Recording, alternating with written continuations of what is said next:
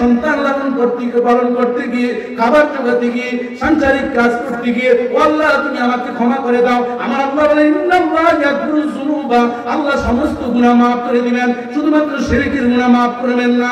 আমার আল্লাহ বলেন লা তাকনাতু মির রাহমাতিল্লাহ, আল্লাহর কাছে তুমি রহমত তাকাও, রহমতের দৃষ্টিতে দোয়া করো, আল্লাহ কোনদিন তোমাকে নিরাশ করবেন না। ইন্নাল্লাহা ইয়াগফিরুয যুনুবা জামিআ, আল্লাহ ইচ্ছা করলে তোমার সমস্ত গুনাহ maaf করে দিবেন। বান্দার হক নষ্ট না করলেই হয়, আল্লাহর যত হক নষ্ট করো, আমার মনে হাতটা ইউজার করো, তোমার গড়গড় গড়গড় আওয়াজ শুরু হচ্ছে, এখনই তোমার দম যাবে। এই মুহূর্তে যদি তুমি তওবাতুন নাসুহা, আর গুনাহ করবে না, আর অন্যায় করবে না, আর মিথ্যা বলবো না, আর সুদে টাকা লাগাবো না, খাবো না, দিব না, আর ঘুষ খাবো না, অন্যায় কাজ করবো না, এরকম বলে যদি চোখের পানি ছেড়ে দাও, আমার পয়গম্বর বলেন উম্মতেরা শুনে নাও রে, এই চোখের পানি রব্বুল আলামিনের কাছে এত প্রিয়, হাসরের কঠিন ময়দানে যখন বান্দাগুলো উঠে যাবে, জিবরাইল আলাইহিস সালামের কাছে মেরাজ রজনীতে আমি যখন গিয়েছিলাম আল্লাহর জান্নাত জাহান্নাম দেখার জন্য, জাহান্নাম যখন দেখতে পেলাম অধিকাংশ নারীদেরকে আল্লাহ রাব্বুল আলামিন আগুন দিয়ে ঝাউ ঝাউ করে তাদেরকে জ্বালাচ্ছেন, আবার জীবিত হচ্ছেন, আবার তাদেরকে জ্বালানো হচ্ছে। জিজ্ঞাসা করলাম কেন? বললো এরা মানুষের দোষ চর্চা করে এক জায়গা থেকে আরেক জায়গায় দোষ তারা লাগিয়ে দেয়। শুধু তাই নয়, কথায় কথায় তারা কসম করে, এরকম লোক আমাদের মা বোনদের আছে না নাই? কথা হলেই বলে মাথায় হাত দিয়ে বলছি, আল্লাহর কসম করে বলছি, আবার কি 12টা বাজে দিয়েছে কিনা কতটা ঠিক। আমি বললাম আচ্ছা আপনি কি দোয়া করছেন একটু করেন। হুজুর আমি করছি, আপনারা বলছেন কুল আউযু বিরাব্বিল ফালাক আর নাস মুআউযাতের 7 আয়াত পড়লে হবে। আমি কি বাবা আপনি পড়েন তো। কুল আউযু বিরাব্বিল ফালাক মিন শাররি মা খালাক মিন শাররি গাসিকিন ইযা ওয়াকা মিন শাররি নাফাসাতি ফিল উকাদ। আমি কি আপনার উপর যে আসমান ভাঙা পড়ে না, অনেক ভালো কথা, ঠিক কি না বলেন? এরপরে সূরা নাস পড়তে গিয়ে বলেন আল্লাজি ইউয়াসিসু, আল্লাজি ইউয়াস ইসু করি না, সে বলতেছে আল্লাজি ইসু বিসু। আমি কি ইসু বিসু মানে তো আমাদের দেশে ইসু আছে তো, আমার ভাতিজার নাম, এইজন্য আমি উঠি ভাবছিলাম। এরকম যদি পড়েন তাহলে জিন বুঝে আপনার আসমানে উঠিয়ে ভেতর কাছে ভিতরে ঢুকায় না, তাও তো ভালো কথা, ঠিক কি না বলেন? আমার কোরআন, আল্লাহর কোরআন, আমার কিতাব সবই ঠিক আছে।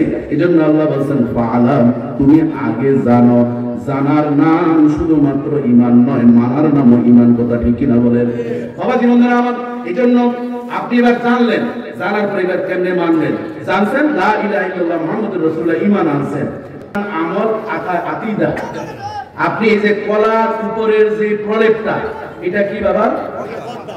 পর্দা। এই পর্দাটা হচ্ছে আপনার ঈমান। এই পর্দাটা কি?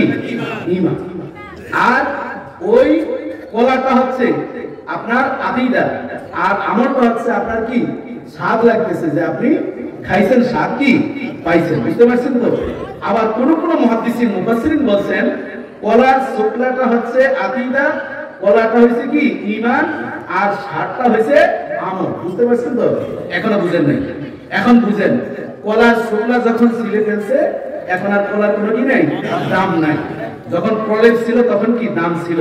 তার মানে আপনার যখন আকীদা আপনার ঠিক থাকে, ঠিক থাকার পর ঈমানটাও কি ঠিক থাকে, কলাটাও কি ঠিক থাকে। আর যখন আপনার ঈমান আকীদা দুইটা ঠিক হয়ে যায়, কলা খাইলে যেমন স্বাদটা বোঝা যায়, আঙ্গুর খাইলে স্বাদটা যেমন বোঝা যায়, গোশত খাইলে স্বাদটা বোঝা যায়, এই জিহ্বার ভিতরে আল্লাহ তাআলা mister Huntington chief of search, উনি হচ্ছেন আমেরিকার একজন বড় উপাসনালয়ের একজন বড় গির্জার পাদ্রী, তিনি গবেষণা করেছেন। এবং ডক্টর আতাহারজি লন্ডনে একটা ইউনিভার্সিটি আছে, বার্লিন ইউনিভার্সিটি, আপনারা নেটে এখন গুগলে সার্চ দিলে পাবেন।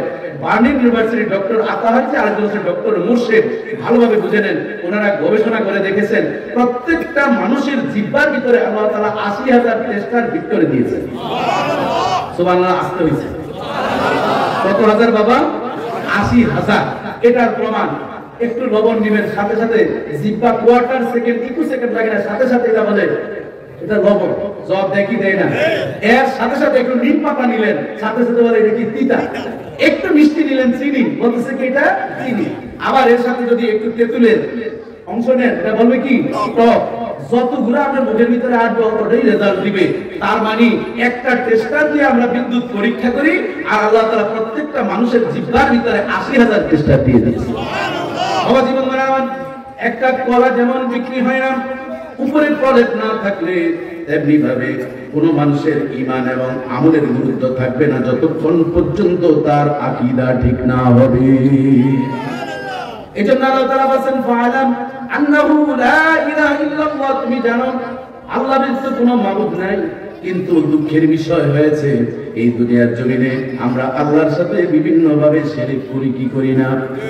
এই ওয়াজ করলে অনেকেই বলেন হুজুর এটা কোন ওয়াজ নিছেন, রসটস নাই। এই শিরককে দুটি ভাগে ভাগ করা হয়েছে, শিরকে আসগার, শিরকে আকবার, ছোট ছোট শিরক যেগুলা কথায় কথায় আমরা বলে থাকি। যেমনি ভাবে বলি একটা কাক ডাকতেছে, হায় রে না জানি মরার খবর চলে আসবে, বলি কি বলি না? কয় শনিবারে বাস কাইটো না, অলক্ষী আছে না নাই? আবার বলে সকালবেলা আমি যদি বাকি দিই সারাদিন যাই আমার বাকি হয়ে যাবে, আছে না নাই? আবার বলতেছে পেছন দিকে ডাক দিলে নাকি অলক্ষী হইবে। লক্ষ্মী আর অলক্ষীর মালিক কে? এই লক্ষ্মী অলক্ষী কিছুই তো বলা যাবে না। আমরা বলি নাই তুমি লক্ষ্মী শোনা, সম্পূর্ণ হারাম। লক্ষ্মী হচ্ছে হিন্দুদের বড় একটা দেবের নাম, কথা ঠিক না বলেন? এই সরস্বতী, কত লক্ষ্মী পূজা নাম আছে না?